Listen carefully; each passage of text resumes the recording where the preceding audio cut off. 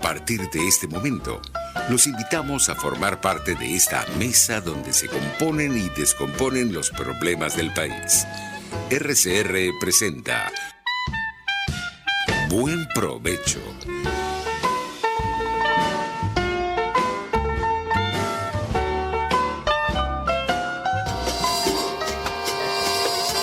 La voz de la diáspora en Buen Provecho con el profesor Tomás Páez. Buenas tardes, querida audiencia global. Como todos los lunes a esta hora, desde hace 6 años, en su espacio La Voz de la Diáspora en Buen Provecho, en la emisora pionera de la radiodifusión venezolana, rcr750.com, la emisora que se ve.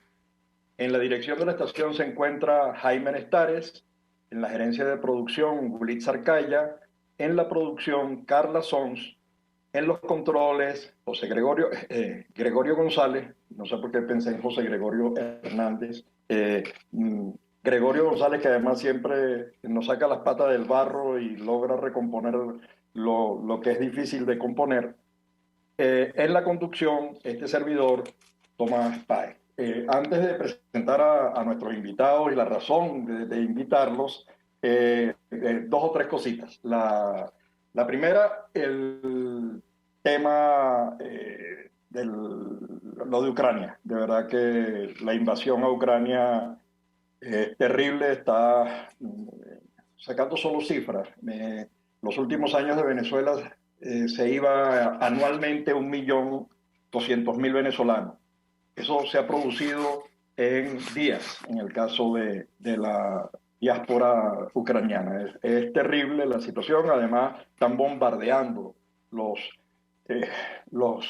caminos donde transita la gente. Eso es, no tiene perdón de Dios, de verdad, lo que está ocurriendo allí. Uno le vienen las imágenes de Hitler, le vienen las imágenes terribles de asesinos que matan gente. La otra noticia es la visita, se ha creado todo un alboroto en relación con la visita de una delegación de Estados Unidos a Venezuela. Creo que tiene que ver con el tema petrolero, energía, está sonando mucho. Ojalá y podamos de allí encontrar algunas líneas de acuerdo que permitan ayudar a resolver esa situación de fondo, ese mar de fondo que tiene Venezuela, que es un modelo que está destruyendo todo el país y a toda la sociedad. La ha empobrecido. El 95% de la población está en condición de pobreza extrema. El otro tema es lo que está haciendo la Universidad del Rosario con la bitácora de la diáspora, que hay que felicitarlo. Llevan tiempo con el Observatorio de Venezuela, con su programa de radio semanal todos los lunes a esta hora, en la hora colombiana, 11 de la mañana, trabajando por y con la diáspora venezolana, denunciando, haciendo un seguimiento preciso a la situación. Temas de servicio público, nosotros estamos en este momento necesitando apoyo para la profesora Nelly Arenas, que ha cubierto parte de su proceso, de su tratamiento, pero bueno, necesitamos acompañarla y por favor le pedimos a todo el mundo lo poco que puedan dar. €1, no se lo vamos a pedir a los pensionados y los jubilados, a quienes el gobierno está tratando muy mal. De hecho, desde el año 2015 no cobran los que están en el exterior, y los que cobran en Venezuela es como el salario de la miseria, el salario del odio, el salario de la burla, el salario del cinismo, porque estamos hablando de nada después de haber trabajado toda una vida. Tenemos con nosotros, para comenzar el programa, y vamos a tener 3 invitados, pero a última hora a uno de los miembros del equipo, le salió esas cosas que ocurren a última hora, un tema imprevisto.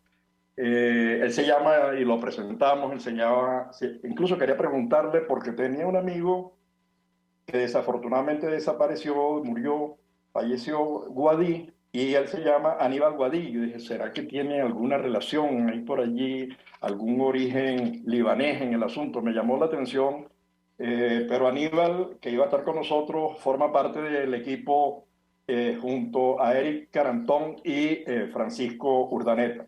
Aníbal es ingeniero y en este momento se encuentra en Brasil, está trabajando, tiene máster en temas de finanzas, etcétera, etcétera. Eric Carantón es ingeniero mecánico igual que Aníbal, no, igual que Francisco, porque Aníbal es ingeniero en electrónica.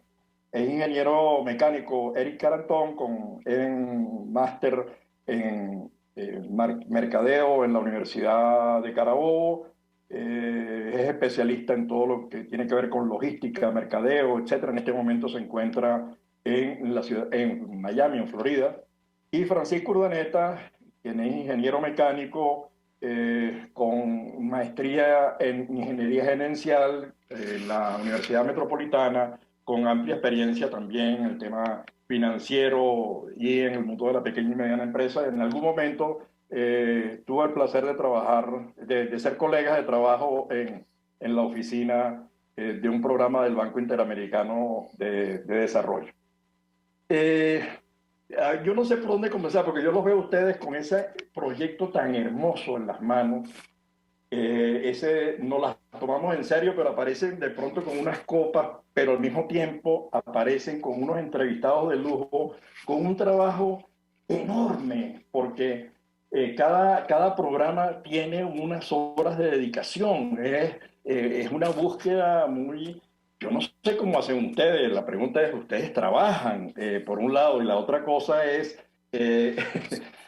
por cómo nace este proyecto. Además me llama mucho la atención porque son tres ingenieros, es decir, uno incluso pudiera esperar más rápidamente de alguien en el mundo de las ciencias sociales algo como esto, pero son tres ingenieros haciendo un programa de una seriedad y de un nivel que sorprende. Entonces, por favor, díganos y échenos un cuento, porque yo vi casi todos los programas, tuve ocasión de verlo en unas entrevistas preciosas, además.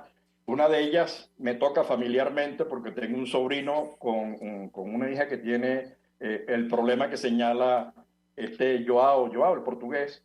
Y entonces me tocó y inmediatamente se lo envié. Es decir, que para multiplicar la información que allí hay, que es tan interesante, tan clara. Bueno, pero hablen, por favor, ustedes díganos cómo nace esto, por qué los tres, por qué ese programa, qué están pensando con ellos, por favor. Y gracias. Bueno, Tomás. Adelante, Eric, por favor. Ok, bueno, primero de todo un gusto, Tomás, gracias por la invitación.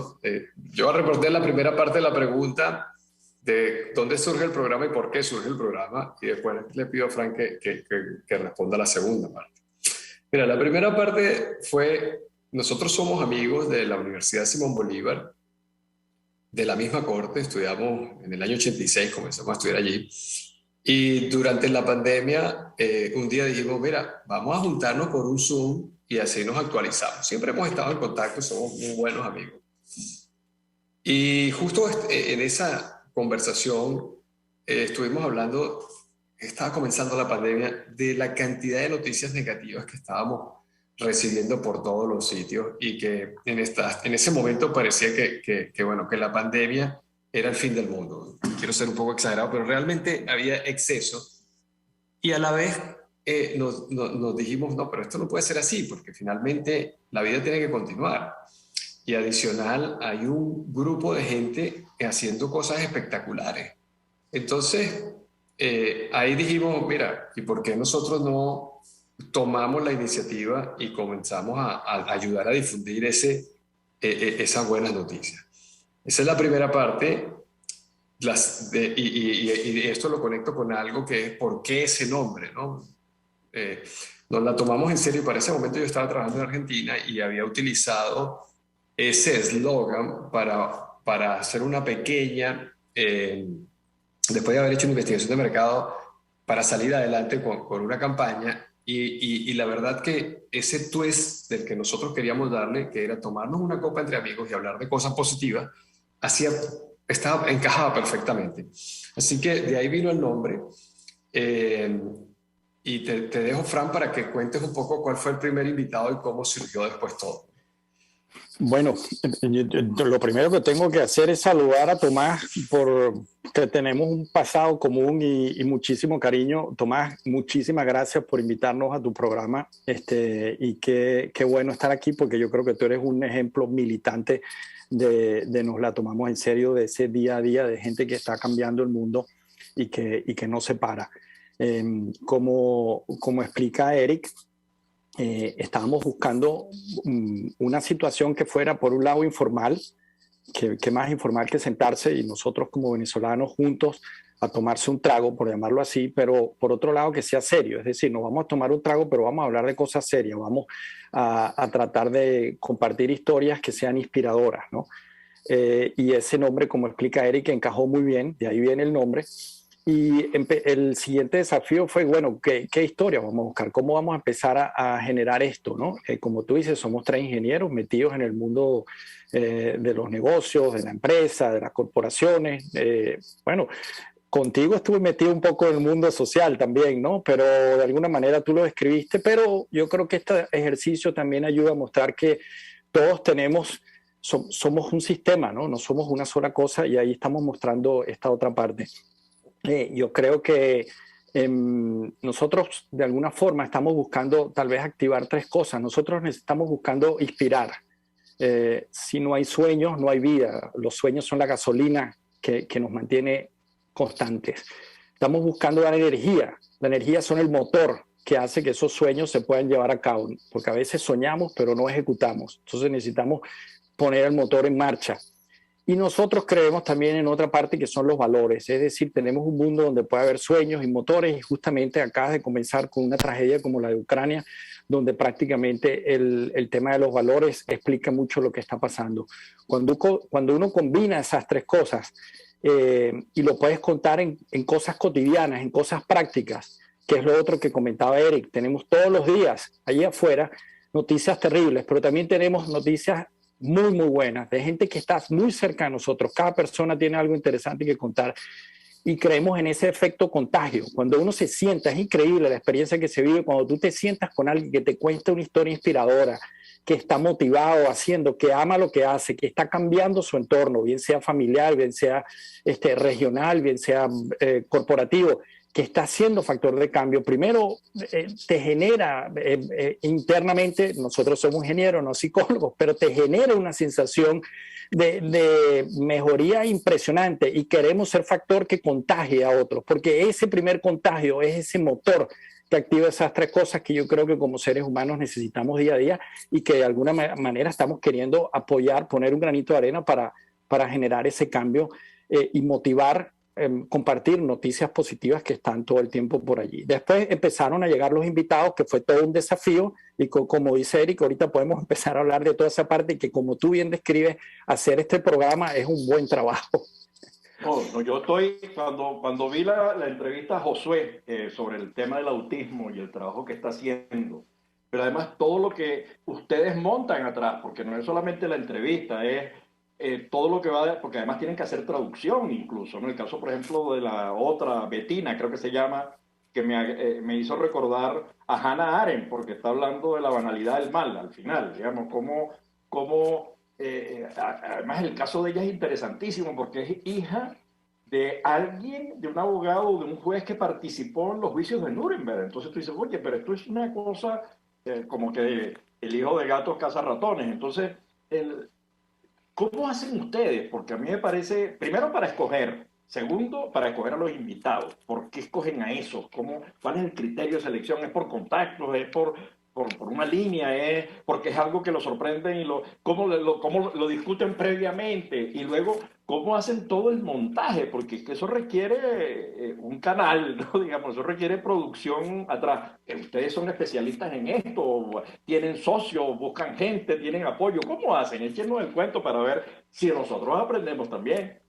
Mira, Tomás, el primer invitado para mí es emblemático porque una vez que tomamos la decisión de hacer el programa, dijimos, bueno, pero ¿a quién invitamos? Y en ese momento nos vino a la mente un amigo en común que termina siendo nuestro primer invitado y es Enrique. Enrique en ese momento estaba trabajando para el hospital Domingo Luciani y él estaba, como odontólogo, estaba ayudando en el Luciana. Entonces dijimos, mira, vamos a comenzar con él, que lo conocemos todos, y él muchos años trabajó en Operación Sonrisa, y ahí surgió el primer programa. Enrique nos hizo un pase a su prima que estaba en Houston, que vive en Houston, y también está trabajando en una organización que se llama Saludos Connection para ayudar a gente en Venezuela. Pero lo más importante en ese momento, Tomás, es que nos dimos cuenta que en el entorno de cada persona, hoy yo me atrevo a asegurarlo, hay una persona o más generando impacto positivo. Lo que pasa es que no nos damos cuenta, no nos detenemos a pensar, pero dentro de tu red social o de cualquiera que escuche y vea este programa, está sucediendo lo mismo. Y ahí entonces comenzamos a preguntarnos, bueno, ¿a quién tenemos en cada una de nuestras redes sociales, de nuestro entorno? Y así surgió el tercer invitado, esto que es Alex. Alex está en Argentina, y en ese momento me viene a mí también a la mente nuestro cuarto invitado, que para mí fue el que transforma un poco lo que es, nos la tomamos en serio, y que es Pablo Garnero, que es este muchacho que decide adoptar a 3 niños que viven en las calles de Buenos Aires. Y yo había trabajado con Pablo, él es outsourcing, había sido outsourcing en una empresa que yo trabajaba. Entonces, en resumen, todos tenemos en nuestras redes sociales, dentro de nuestro entorno, una persona generando impacto positivo, una o más personas. Y luego, ¿cómo escogemos?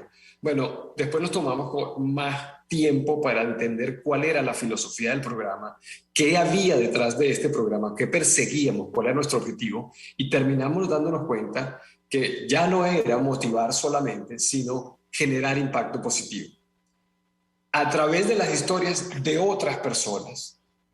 Y ese es, por decirlo de alguna forma, nuestro eslogan. Y allí entonces, cuando teníamos invitados y teníamos una lista, decíamos, mira, este sí o este no por ABC. Tomábamos algunos criterios, y esos criterios pues te los estoy dando, ¿no? Son, ante todo, generar impacto positivo. No queremos, porque hay mucha gente haciéndola, pero si tú ves en la connotación del programa, a pesar de que, por ejemplo, detrás de esa historia exista un accidente, no es el accidente lo que queremos resaltar. Nosotros no queremos hacer del programa un programa para que la gente se conmueva de lo que vivió otra persona. No. Nosotros queremos que la gente aprenda, entienda y conozca la historia de esa persona a pesar de lo que le haya pasado. Sí, Francisco, es que y aprovecho el de la operación de hígado, ¿cómo se llama? El doctor Pedro Rivas. Pero después hablamos de ese. Perdón. No, Tomás, creo que Eric lo describió muy bien, un momento importante. Yo creo que, y conocemos un poco, Tomás, la experiencia de emprender, aquí yo creo que se aplica interesante, ¿no? Nosotros comenzamos también, como siempre, un sueño, una idea, después ejecutarla. Como bien dice Eric, llegamos al punto de usar un Zoom y empezar con un buen amigo que nos sorprendió, de hecho, en esa primera entrevista, tienes que verla. Y después, poco a poco, como él vino describiendo, vamos dándonos cuenta que hay que hacer algunas mejoras, específicamente en edición. Nosotros no, ninguno somos editores. Y surge, como bien explica Eric, la figura de Pablo. Pablo le dio un punto al programa porque Pablo sí conoce un poco más de lo que es edición. Y además, con Pablo hicimos un equipo que se conectó con nosotros. Nosotros muchas veces presentamos un equipo que somos prácticamente 4. Lástima que, como dijiste, Aníbal no está aquí, pero se logra el tema del apoyo en la edición, que es súper importante. Y bueno, hemos tenido que ir ajustando. Hay muchos temas que lo llamaríamos detrás de las cámaras. El tema de seleccionar los invitados nos toca, exige tiempo, ponernos cada uno en nuestras redes, evaluar, después discutir entre nosotros, un poco tratando de evaluar por qué sí, por qué no. Y luego, en efecto, cuando nos toca hacer la grabación, también qué vamos a cubrir en la grabación, cómo hacer una grabación que pueda llevar el contenido que queremos, sin que sea una grabación demasiado larga. Tiene una cantidad de detalles que nos ha tocado ver aprendiendo en el camino y nos ha tocado manejarnos, porque ese es otro tema. No tenemos un productor, no tenemos un director, nosotros tres nos toca hacer todo y bueno, entre tres cabezas, aunque seamos grandes amigos y nos entendemos muy bien, somos tres personas diferentes que también en algún momento nos toca ceder y aceptar algunos puntos. Entonces allí había un aprendizaje interesante. A ver, el programa, la entrevista que le hicieron a esta alianza que se hizo entre el venezolano, el médico venezolano y el médico japonés que vivía en Florida. No sé si era japonés o de origen japonés y vivía en Florida. Él es fundador. Y que después crearon una organización que anda, pero así como cazafantasmas. En este caso es caza personas con problemas de hígado, ¿no? Tú dices, oye, ¿cómo? Yo quedé, digamos, era así como disfrutando tanto el hecho de que dos personas que ni siquiera se conocían se pusieron de acuerdo y al final terminaron haciendo un proyecto tan precioso. ¿Qué les deja a ustedes el programa cuando hacen estas entrevistas? Porque primero lo seleccionan por algo, pero después de la entrevista algo queda. ¿Cómo es ese proceso? ¿Cómo lo viven? Mira, te respondo dos cosas en cuanto a Pedro, porque Pedro realmente es un hombre admirable.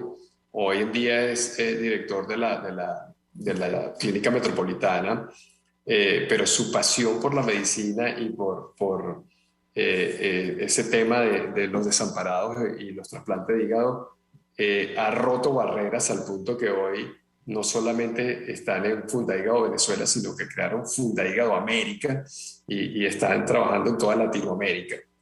La verdad que me quito el sombrero con ellos. Yo he aprendido, esto es muy personal, que cada quien puede trabajar desde su metro cuadrado, que todos podemos aportar, por pequeño que sea, en ese metro cuadrado de alcance que tenemos cada uno de nosotros, independientemente de la magnitud de tu obra. Porque, claro, Pedro, médico, hace trasplante de hígado, pero si tú ves el caso de Joao, que él simplemente se encontró con una hija con un problema y decidió aprender para transmitirle a los padres que tenían hijos con la misma problema, cómo tratarlos, no desde el punto de vista médico, sino emocional. Entonces tú dices, mira, todos podemos aportar algo. Yo pienso, Tomás, como comentaba, es increíble, es inspirador, o sea, es contagioso. Cuando tú te sientas con una persona que te cuenta una acción que es real, o sea, no es un cuento, y te la cuenta con la pasión de que le tocó hacerla nacer desde que no era nada hasta que ya está logrando el éxito o los logros que está logrando, como dice Eric, dentro de su metro cuadrado, porque lo bueno, como si tú has visto, la mayoría de los programas son variados a nivel de alcance, a nivel de temas, pero escuchar las historias, el solo escucharlas, yo creo que tiene un efecto, es interesante. Después de esa entrevista, uno sale como reconfortado. Si tú vienes bajo de energía, y por eso decía al principio, a veces uno se levanta y esa capacidad de soñar la tienes en mínimo, el tanque está vacío. Y eso es lo que te mantiene caminando todos los días, eso es lo que te mantiene con ganas de seguir adelante. O a veces tienes los sueños, pero no terminas de arrancar, no terminas de moverte, de hacerlo, etcétera. Escuchar esas entrevistas, aunque uno se desgasta, uno tiene que preparar las preguntas, uno tiene que, o sea, como tú bien decías, sabemos lo que hay detrás de cualquier programa de estos, si quieres por lo menos tratar de llevarlo a cierto contenido. Eso, después, el tener el privilegio de conocer a estas personas, nosotros también después hacemos una previa y hacemos una post con las personas, te deja una energía, te deja un contagio que yo creo que es increíble. Ya nada más eso para mí es una super ganancia. Ahora, todo ese trabajo del que hablas, porque además añaden ahora, hay una primero se ponen de acuerdo, ya eso no es fácil, ¿no? Porque cada quien habla, pero lo logran porque además hay una relación de carné, ¿no? De esa de haber comenzado en la Bolívar juntos y haber terminado juntos. Ok, chévere. Pero luego viene todo el trabajo de conversación previo para hacer el programa. ¿Qué le preguntamos? Pues no es digamos, es una labor. Y de los 3, luego es la construcción misma, y luego me dice que hay un post. Oye, pero ¿cómo hacen el programa y qué periodicidad tiene? Porque es demasiado trabajo, porque además ustedes trabajan, esto lo hacen como un aporte, es lo que entiendo, ¿no? ¿O me equivoco? Así es, Tomás. Mira, la primera parte es investigar un poco la vida del personaje. Y yo creo que el equipo, cada uno de nosotros tiene un objetivo no hablado. Si yo tuviese que decirte, Frank le gusta la parte de la vivencia. O sea, Frank dirige sus preguntas bueno, ¿qué te inspiró? ¿Por qué tú hiciste esto? Cuéntanos un caso que haya cambiado tu vida o qué sé yo. Aníbal va más con la obra. ¿Qué hiciste? ¿Por qué lo hiciste? Y en lo particular a mí me gusta la parte humana. Entonces, si tú analizas un poco las preguntas que hacemos en el programa, esa connotación está implícita, nunca la hemos conversado, pero está allí. Y después de hacer esa investigación, entonces sugerimos preguntas desde cada punto de vista. Nos enviamos un correo, después nos tomamos una media hora antes o una hora antes del programa para discutir cuáles sí, cuáles no, y por qué sí, por qué no. Hay algunas preguntas que no queremos hacer porque están en la red. Y una de las filosofías nuestras es preguntemos lo que las personas no pueden investigar en la red. O sea, entrar y poner funda hígado, tú vas a tener toda la información que tú quieres, pero pocos van a poder la oportunidad de hacerle una pregunta personal a Pedro Rivas. Eso no está en la web y eso es lo que buscamos, ¿no?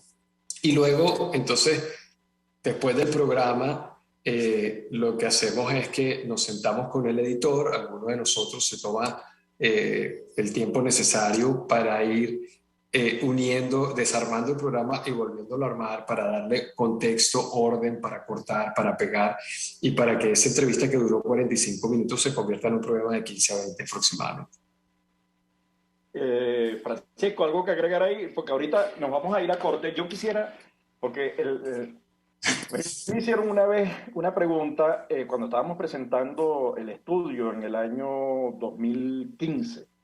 Me decían, oye, la diáspora venezolana ¿está organizada o no está organizada? Me preguntaban, ¿no? Yo, la verdad que no habíamos analizado esa dimensión de la diáspora venezolana. Y le dije, mira, la verdad que no lo hemos hecho. Sería muy atrevido de mi parte decir algo, responder algo. Me parece que tiene que ver de alguna manera ese desorden con el hecho de que es una migración relativamente joven, ¿no? Pero después, cuando he comenzado a trabajar con la diáspora en el mundo, me conseguí con Francisco, que hacía tiempo que no lo veía, nos conseguimos en Frankfurt, y estaba la gente montando, la organización de Frankfurt, Pro Venezuela Frankfurt, estaba organizando un evento, un encuentro de las organizaciones de la diáspora. Estoy hablando del año 2018, para ver cómo se integraban, ¿no? Pero eso está ocurriendo también en Latinoamérica, está ocurriendo, y ahora que se está impulsando la red global de la diáspora de Venezuela, me gustaría, dada la experiencia que ustedes tienen, porque para mí esas organizaciones son inspiradoras, las más o menos 1000 organizaciones de la diáspora que hay en el mundo, entre esos 7 millones de venezolanos, realmente son inspiradoras, pero yo no sé si ustedes han pensado en eso para sus futuros programas, pero en todo caso, ahora nos vamos a corte, a publicidad, y por favor conéctense al segundo link del programa, al regreso. Ahí vamos. Los grandes temas se debaten en la mesa. Buen provecho por RCR 750, la radio que se ve. Y síganos en Twitter en @RCR750. Sintonícenos a través de Periscope, @RCR750, la radio que se ve. Cuando hablamos de Honda, hablamos de Distasi Motors, el concesionario Honda que pica adelante en precios, condiciones y servicio. Todo el personal de Distasi Motors, tanto técnico como de atención, está actualizado, capacitado y certificado permanentemente para atender correctamente tu vehículo. www.distasi-honda.com.ve. Distasi Motors, tu concesionario Honda en Los Palos Grandes. Antes de empezar el día, entérese de lo que acontece en el país junto a Pedro García Otero en Titulares de la Mañana. De lunes a viernes a las 6:30 de la mañana. Acompáñelo y empiece su día bien informado. Titulares de la Mañana con Pedro García Otero. Solo por RCR 750 AM. Porque lo bueno une. Contigo. Que les habla Eduardo Battistini de Primero Justicia. Una de las grandes enseñanzas que vamos a tener los venezolanos después de todo este proceso que estamos viviendo es a valorar cada vez más lo que tenemos en Venezuela. Porque hoy en día, por ejemplo, un venezolano que está afuera se ha ido acostumbrando a que los servicios públicos cuestan, se ha ido acostumbrando a que nada puede ser gratis, porque nada gratis es sostenible en el tiempo. Y yo espero y aspiro que cuando vayamos a Venezuela, la reconstrucción de nuestro país no solamente sea una reconstrucción física de la destrucción que ha hecho el chavismo en la infraestructura y en la economía venezolana, sino también vayamos a una reconstrucción de la forma de pensar y de cómo nosotros afrontamos el ser ciudadanos realmente en el marco de un país que necesita de una ciudadanía que colabore y que sea parte de la solución y no sea parte del problema. Contigo, solo por RCR, porque lo bueno une. RCR 750 AM, porque lo bueno une.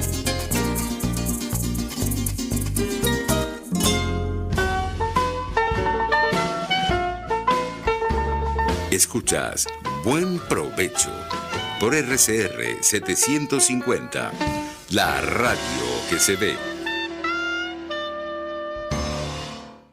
Bueno, ya de regreso a nuestro segundo segmento, teníamos 3 invitados, pero ya dijimos en la primera parte que los 3 son ingenieros, ingenieros además de la misma universidad, Simón Bolívar. Uno de ellos se descarriló y terminó como ingeniero electricista, los otros 2 son ingenieros mecánicos. El que se descarriló, el electricista, no pudo asistir a la reunión, pero él está en Brasil, le salió una actividad de última hora, ingeniero con máster en finanzas, etcétera. Eric Carantón también es ingeniero mecánico con marketing en la universidad, posgrado en marketing en la Universidad de Carabobo. En este momento está residenciado en Miami después de haber pasado por Argentina, y me imagino que por allí tiene que ver el programa ese de las ballenas y esa cosa, ¿no? Del sur de... Ok.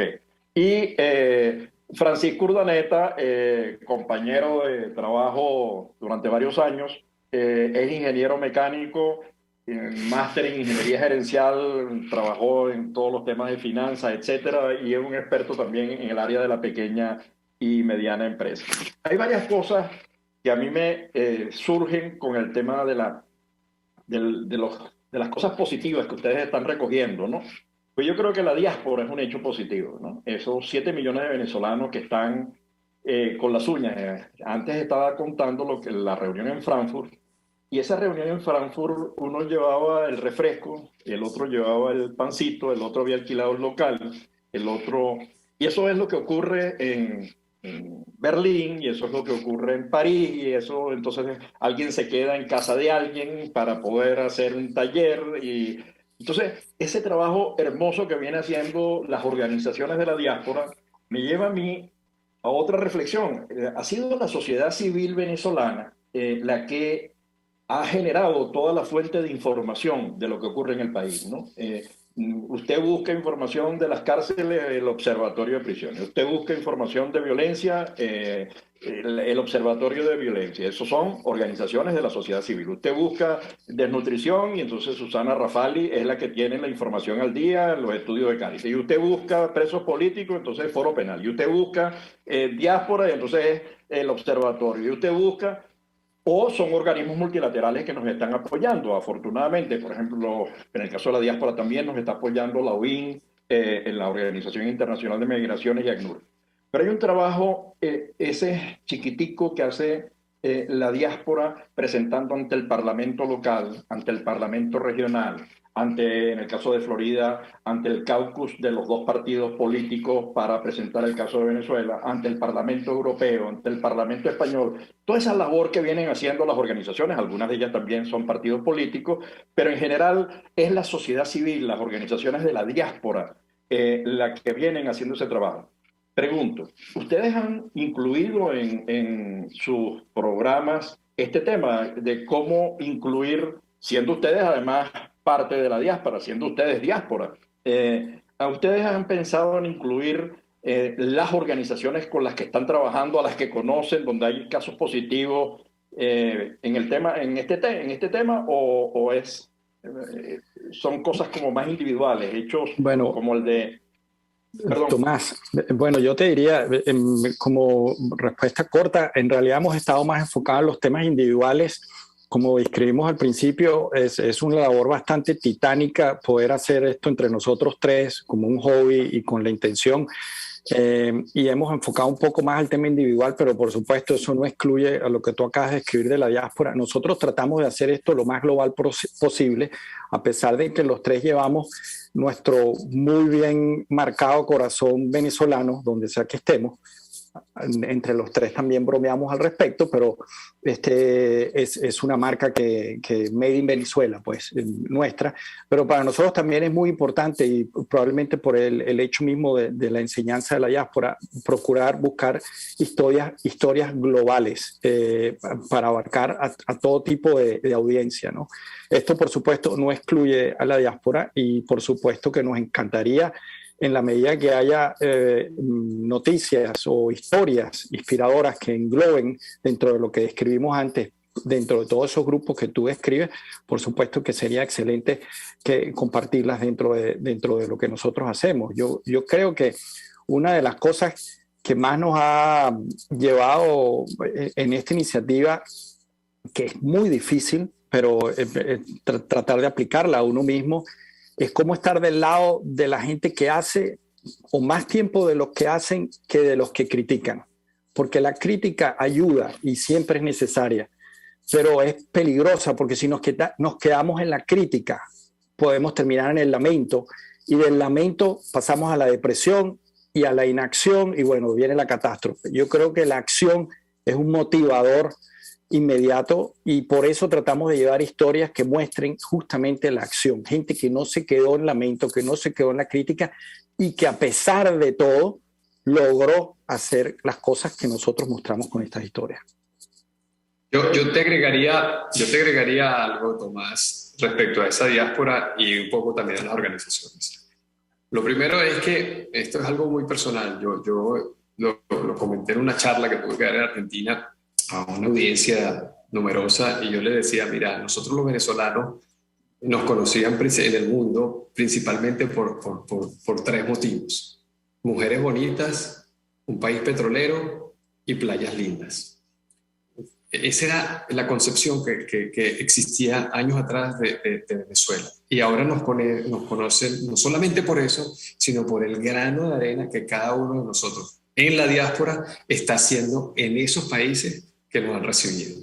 Y entonces ahí empiezan a salir los grandes nombres que yo los tengo en mi red y seguramente tú también, y es bueno, fulanito de tal, ahora es gerente general de esta empresa en México, en Uruguay, está haciendo esta obra en Argentina, sí, ahora los nombres individuales han sumado. Y con respecto al tema de las audiencias, te comento algo. El 80% de nuestra audiencia es venezolana.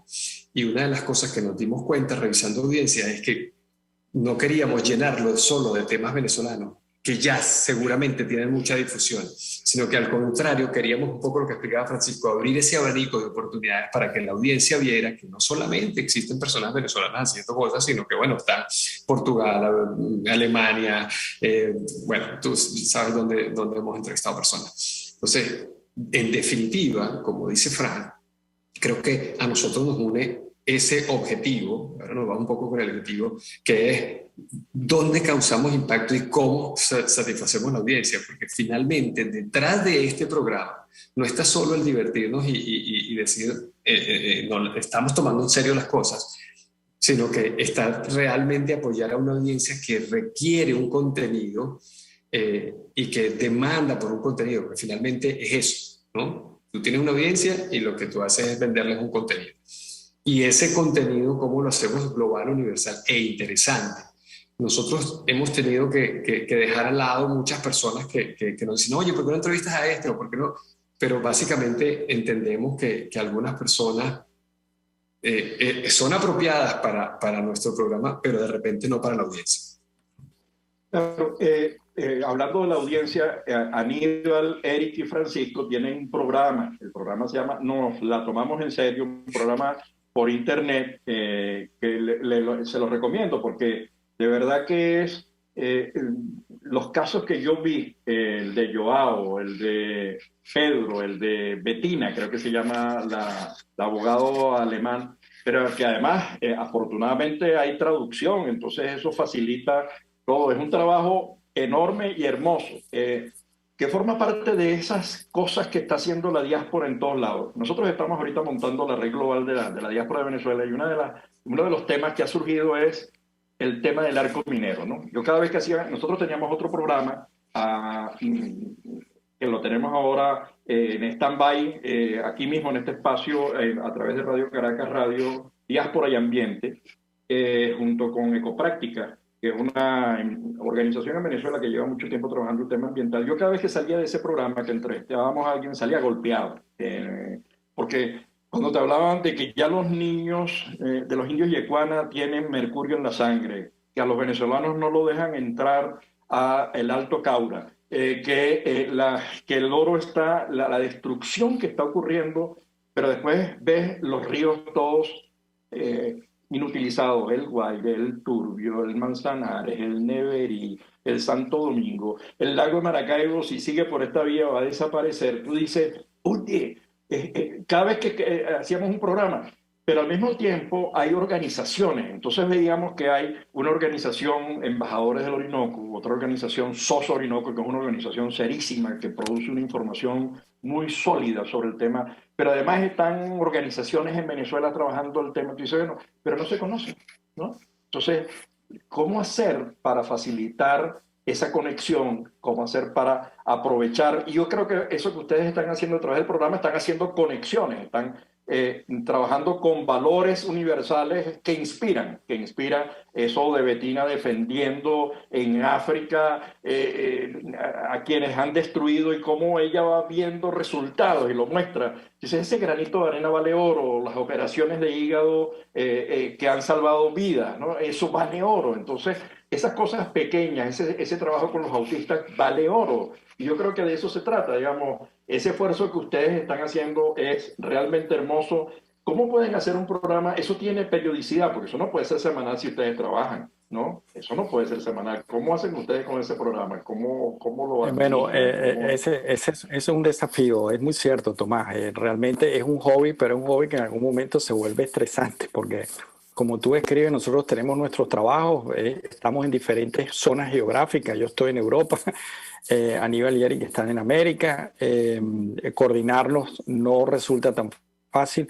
Tenemos que organizarnos bien y bueno, eso afecta un poco la periodicidad, también la producción, si lo podemos llamar así, que la hacemos nosotros tres, poder manejar esa parte, después luego la edición.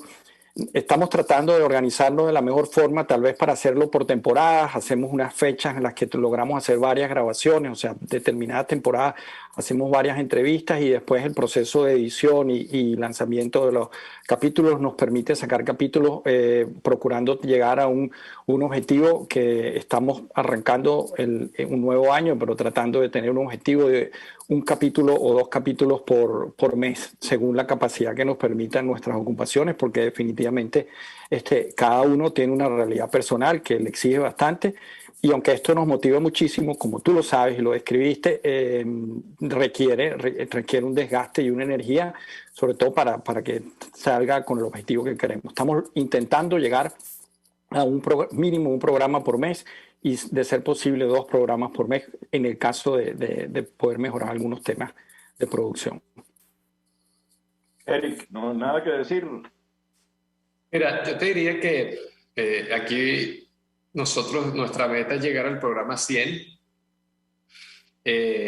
Y cuando tengamos 100 programas, dijimos, vamos a ver qué hacemos con el programa. Si lo convertimos en una fundación, si hacemos que esto busque, digamos, apoyar a otras fundaciones. No hemos dado un paso más allá, lo hemos conversado, pero realmente nos encantaría algún día poder tener una reunión, que es lo que hemos dicho fuera de las grabaciones, e invitar a los hoy 80, 50, 70 números de invitados, y te imaginas lo que sería una reunión con todas esas personas juntas, conociéndose, hablando y generando nuevas ayudas, nuevas ideas, nuevos proyectos. O sea, sería espectacular. Pero por ahora, llegar al programa 100. Es curioso, Tomás, cuando tú comentabas de lo que sucede y de todo y de cómo manejar y de lo que acaba de explicar Eric de hacer esa reunión. Cada vez que hacemos un programa, uno queda, es como un mundo, es increíble. Cada entrevistado implicaría casi que un libro para ese entrevistado. O sea, es un mundo. Tú acabas a ti te conmovió Joe Santos con el tema del autismo. Es todo un tema, todo lo que hay detrás del tema del autismo. Cuánta gente cercana puede estar tocado por ese tema. Entrevistamos a una persona en Brasil que hace unos containers para hacer hospitalizaciones móviles. Y todo lo que pasó con el COVID, es todo el mundo, y sabemos que en Venezuela cuánto ayudaría a poder llevar containers móviles usados para la aplicación de la medicina, sobre todo en lugares humildes. Entonces uno se le empieza a activar la idea de cómo hacer redes, cómo te conectas con alguien que maneje seguros, que esté conectado con esto. Y uno quisiera ir más allá. O sea, cada programa entrevistamos a un señor español que apoya un servicio comunitario en el país. Yo no conocía que existía Gambia en África y tuve que investigar dónde quedaba Gambia, cómo era Gambia, y para ayudar a una escuela pobre en Gambia. Y uno inmediatamente piensa en Venezuela, cómo podría uno activar una situación similar que seguramente ya existe. Entrevistamos a un sacerdote que hizo MBA y resultó que se decidió convertir, después de ser especialista en finanzas, decidió meterse a religioso y se fue a Honduras a trabajar con un grupo de personas que sería un proyecto un poco parecido a lo de Fe y Alegría, donde están apoyando a educar a la gente de menores recursos para que tengan la educación, para lograr una revolución realmente donde la gente que no tiene acceso a la educación pueda tener educación. Cada caso, tú viste el de Fundahígado, viste el de Betina, cada caso implicaría hacer detrás con un equipo de trabajo una promoción, un esfuerzo para ayudar a toda esta gente. Realmente a veces uno queda un poco con esa sensación de que quisieras hacer más, pero por lo menos cumplimos con esta labor de difundir y no quedarnos en una crítica pasiva que si no hubiese hecho nada, por lo menos alguien que ve esto se puede conmover y puede terminar ayudando a esta gente. Mira, Francisco, eso que tú estás diciendo es exactamente lo que se está haciendo, digamos, lo que están haciendo las organizaciones de la diáspora, que es, yo acabo de estar en Colombia y la familia están llegando desnutridos, con niveles de desnutrición. Entonces, ¿cuál es la mejor estrategia? Porque para ellos no es suficiente dar abrigo o dar un calzado o dar una comida. No es que no sea necesario, es indispensable, pero no es suficiente. Entonces, como política social, ¿qué hace como política humanitaria? Entonces, la reflexión de ellos fue, vamos a anclar a este muchacho y a la familia alrededor del colegio, vamos a ir evaluando las mejoras sostenidas, cómo vamos disminuyendo el nivel de desnutrición y cómo vamos resolviendo ese tema. Tú dices, son experiencias que vas viendo allí. El otro, en el emprendimiento en la Cámara de Comercio de Bogotá, los 20.000 ingenieros que tenemos en Argentina, asociados, organizados, tratando, los ingenieros organizados, todo el mundo está haciendo cosas. Estamos hablando de que Venezuela, la diáspora es hoy 7 millones de venezolanos. 7 millones de venezolanos y un poco más, ya son unos cuantos centenares de miles más. Esa 7 millones era lo que era Venezuela en 1960. Digamos, imagínate que esto es un país, lo que se ha ido de Venezuela en este momento es un país, y tenemos una nueva geografía. Esa nueva geografía es un montón de gente que logró conseguir trabajo, que a lo mejor se casó, que tiene hijos, que tiene nietos, se fue con hijos y ahora tiene nietos, que está instalado, pero que como tú dices, quiere participar en el proceso de reconstrucción de Venezuela, quiere ayudar, quiere apoyar el proceso en Venezuela. ¿Cómo están viendo ustedes esto que se han paseado por mucha gente, por muchas organizaciones antes de escoger a los entrevistados? ¿Cómo han visto ustedes esto? Y esto como pregunta, porque ya estamos cercanos a cerrar. Más allá de que la gente retorne o no, esa es una decisión absolutamente personal y además los datos indican que de las diásporas no regresa sino un pequeño porcentaje, digamos, siempre la mayoría permanece fuera. ¿Cómo ven ustedes el proceso, uno, de retorno, dos, de participación en la reconstrucción de Venezuela? ¿Cuáles son las vías, aprovechando lo que tú señalaste, Francisco, para poder participar en el proceso de reconstrucción del país? Porque nos van a dejar un país absolutamente en el subsuelo, ¿no? Ya pasamos del subsótano 80 al 75 en esta última subida del 5%. Pero eso no sabemos si es sostenible. Entonces, aún con el precio petrolero a $200, no tenemos ni siquiera la producción para saber aprovechar, para poder aprovechar eso de la mejor manera.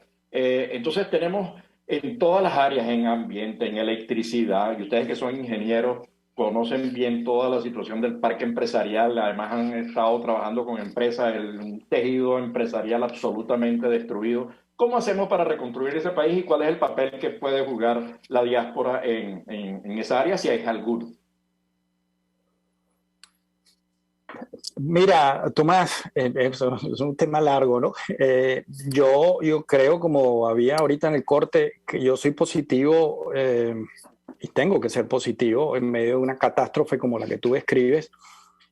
Creo que la diáspora tiene un aprendizaje forzoso, pero al fin y al cabo un aprendizaje que en balance yo creo que va a ser muy nutritivo. Ha sido así en otras situaciones, en otros países que han vivido situaciones similares, bueno, no sé si tan catastróficas, pero con tragedias que han vivido diáspora, y yo creo que la diáspora, como dije, va a poder contribuir con ese aprendizaje en el cual va a tener una mezcla de mejoría, avance tecnológico, avance financiero, va a haber recursos de gente que va a estar dispuesta a invertir, va a haber aprendizaje humano. Yo creo que este aprendizaje forzoso ha llevado a más de uno a reflexionar, valorar lo que es el sentido de ciudadanía, que creo que también como venezolanos nos toca aprender, tener valorar lo que es ser ciudadano para poder vivir en una sociedad civilizada. Va a ser muy difícil cambiar una sociedad.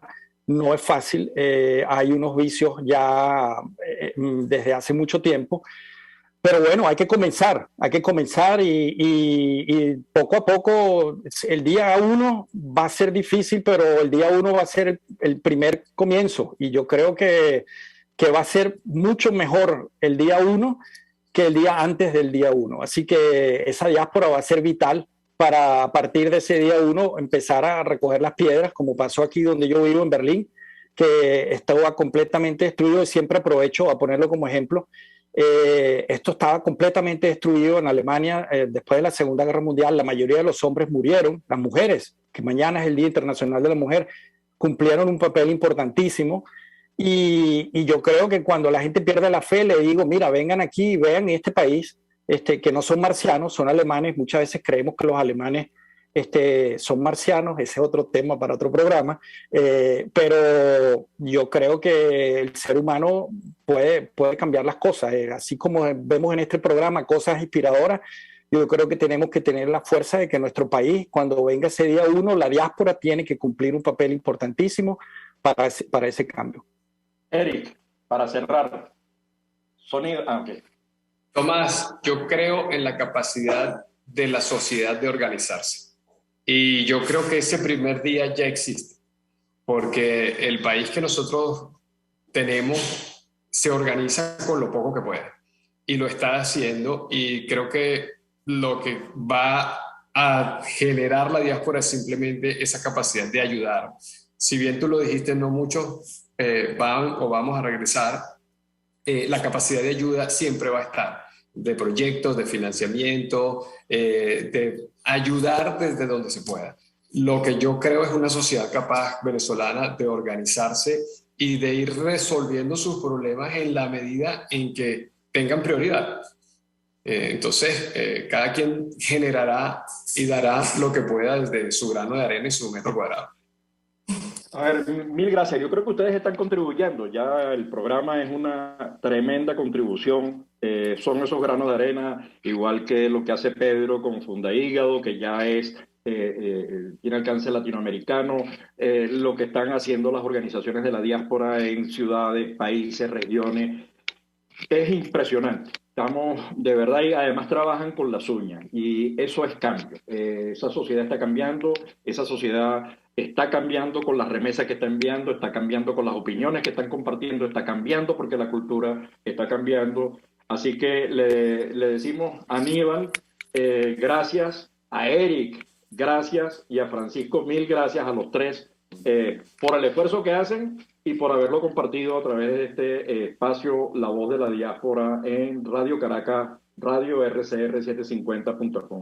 Así que esperemos que en alguna otra oportunidad nos veamos y por favor sigan adelante con ese esfuerzo que vale oro. Gracias.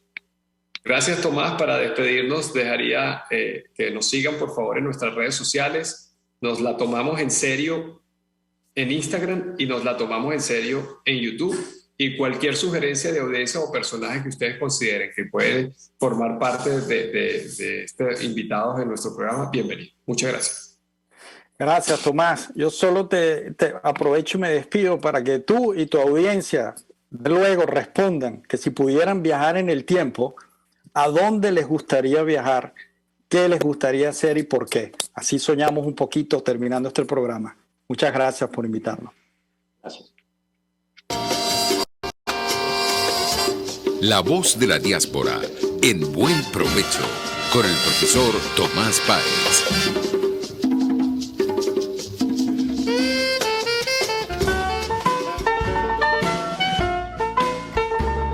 RCR presentó Buen Provecho. Síganos en Twitter como @RCR750, la radio que se ve.